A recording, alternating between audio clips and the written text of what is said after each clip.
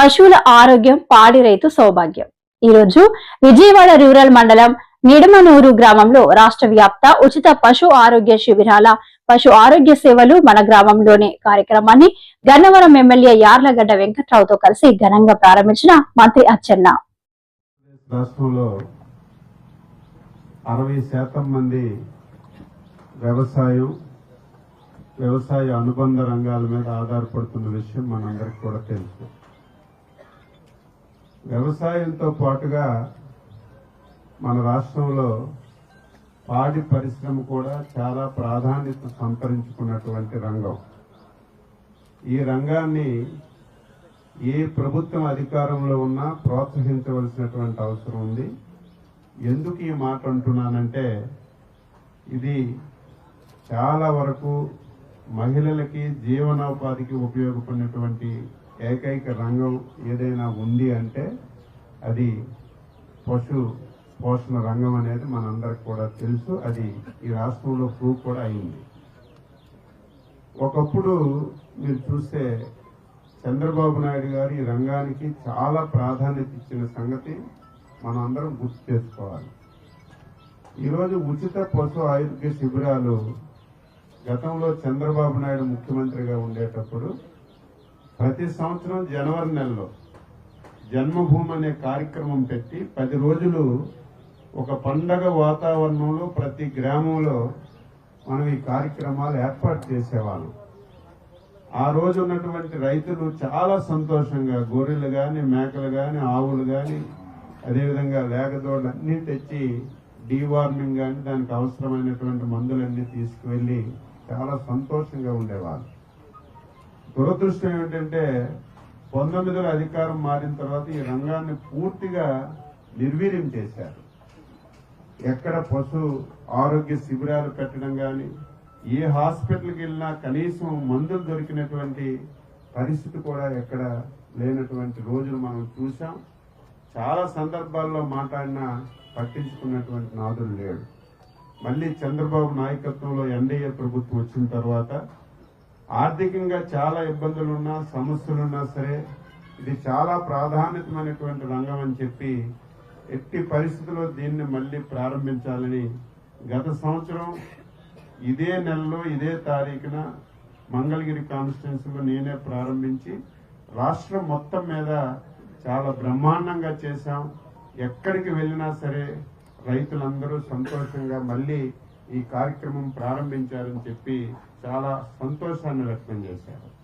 మళ్ళీ అదే కార్యక్రమాన్ని ఈరోజు మనం గన్నవరం కాన్స్టిట్యున్సీలో ప్రారంభించాం. రాష్ట్రం మొత్తం మీద 31వ తారీఖు వరకు ప్రతి గ్రామంలో ఈ ప్రోగ్రాం పెట్టి ప్రతి యానిమల్కి డీవార్మింగ్ కానీ, అదేవిధంగా మిగిలినటువంటి వ్యాధులకు కావలసినటువంటి మందులన్నీ సరఫరా చేసే కార్యక్రమానికి శ్రీకారం చుట్టామనే విషయం మీ అందరికీ తెలియజేస్తున్నాను.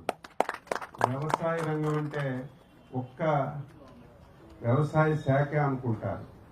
ఈరోజు వ్యవసాయ రంగంలో వ్యవసాయ శాఖ యొక్క ప్రాధాన్యత రాను తగ్గిపోతుంది.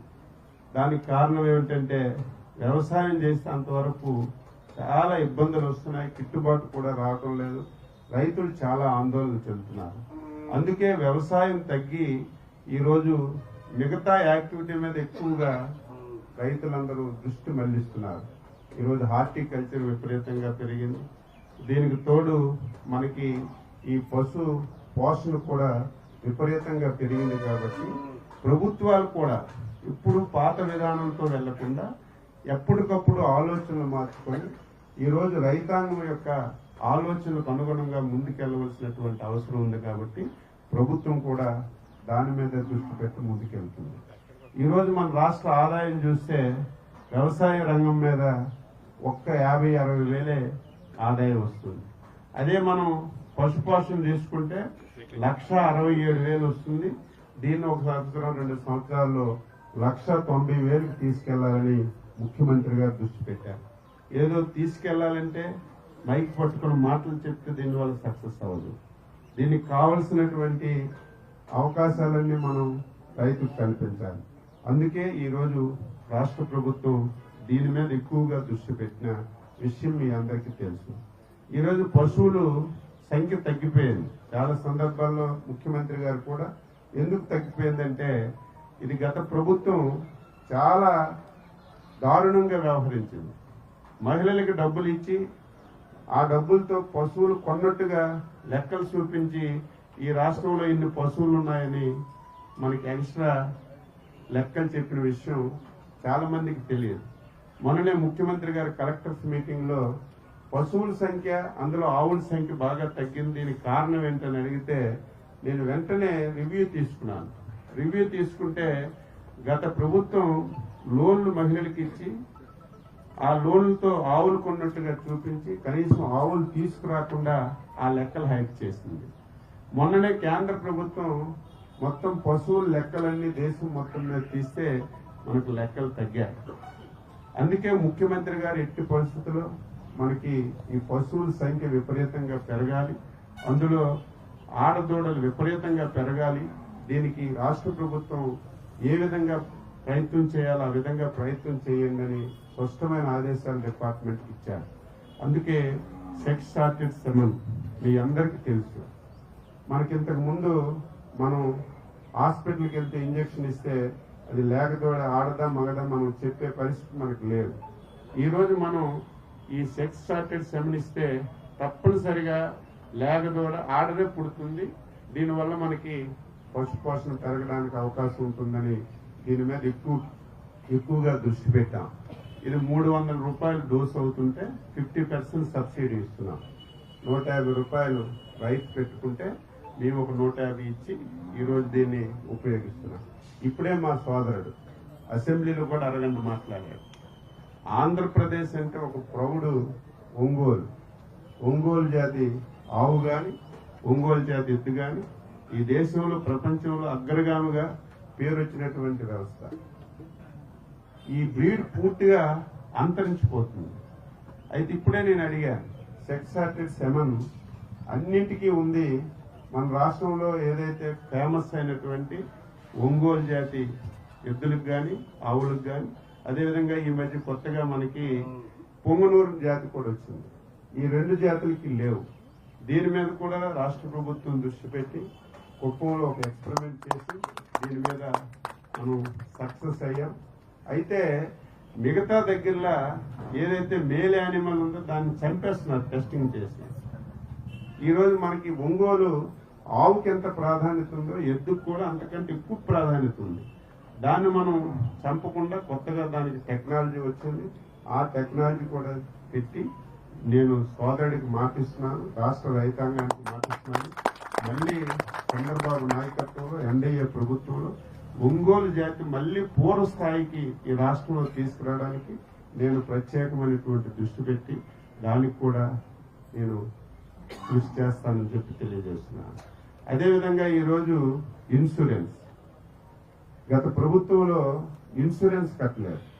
చాలా మంది పేదవాళ్ళు ఆవులు కొనుక్కుంటారు బ్యాంక్ లోన్స్తో కానీ సొంతంగా అప్పు చేసి.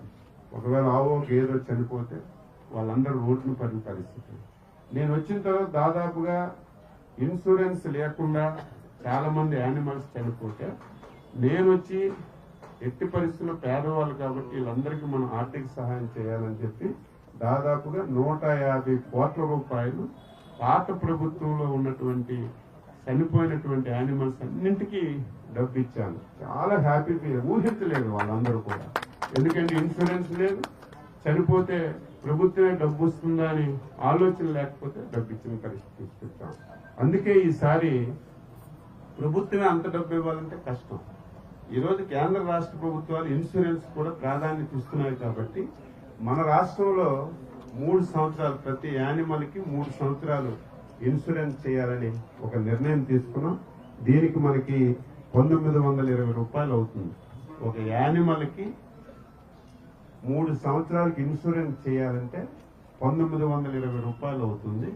అందులో కేవలం 288 రూపాయలు రైతు కడితే మిగతా డబ్బంతా రాష్ట్ర ప్రభుత్వమే కట్టి 3 సంవత్సరాలు ప్రతి యానిమల్ కి ఇన్సూరెన్స్ చేసే ఒక బృహత్తరమైనటువంటి కార్యక్రమాన్ని ఈ రోజు మనం ప్రారంభించాం. దీన్ని రైతులందరూ కూడా సద్వినియోగం చేసుకోవాలని ఈ సందర్భంగా అందరికీ తెలియజేస్తున్నాను. దీంతో పాటుగా ఈరోజు పాడి పరిశ్రమ పెరగాలంటే చాలా సమస్యలు ఉన్నాయి. దానా ఉండాలి. దానా గత ప్రభుత్వంలో ఎక్కడైతే దానా ఉందో వాళ్ళకి బాకీలు కూడా ఇవ్వని పరిస్థితి. దానా సప్లై చేయలేకపోయారు.